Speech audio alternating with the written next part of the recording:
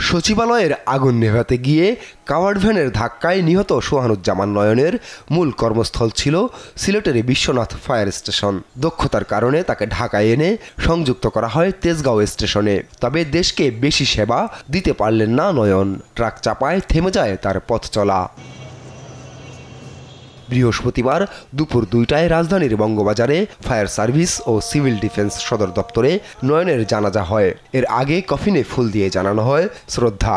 জানাজায় অংশ নিয়ে নয়নের আত্মত্যাগ, কৃতজ্ঞতা সহ স্মরণ করেন স্বরাষ্ট্র উপদেষ্টা জাহাঙ্গীর আলম চৌধুরী। আল্লাহ তাকে শহীদের মর্যাদা দান করবেন। সে কর্তব্যরত অবস্থায় সে চলে গেছেন।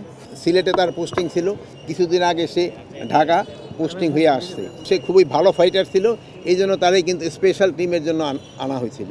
অগ্নি নির্বাপনের সময় সচিবালয় সড়কে ট্রাক চলাচলকে নিজেদের ব্যর্থতা উল্লেখ করেন উপদেষ্টা।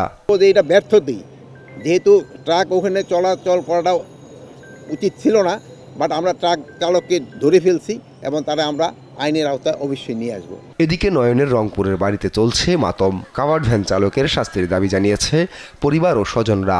একই সঙ্গে আইন শৃঙ্খলা বাহিনীর অবহেলাকেও দুষছেন তারা। আমার ছেলেটা এত সহি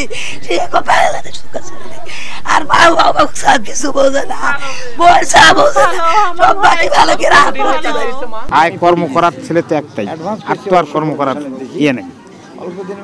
তার উপর অনেক আশা ভরসা ছিল আমার। হ্যাঁ, তো এখন তো আমার তো এই আর যে গাড়ি মারা গেছে মারি ধাক্কা দিয়ে, তার সুবিচার আমি চাই।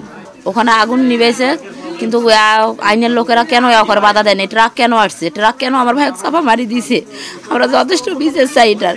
বুধবার দিবাগত রাত 3:20 দিকে সচিবালয়ে লাগা আগুন নিয়ন্ত্রণে কাজ করার সময় কাভার্ড ভ্যানের ধাক্কায় গুরুতর আহত হন ফায়ার ফাইটার নয়ন। ঢাকা মেডিকেল কলেজ হাসপাতালে নিলে চিকিৎসক তাকে মৃত ঘোষণা করেন। আপন অপু, নিউজ ডেস্ক, দেশ টিভি।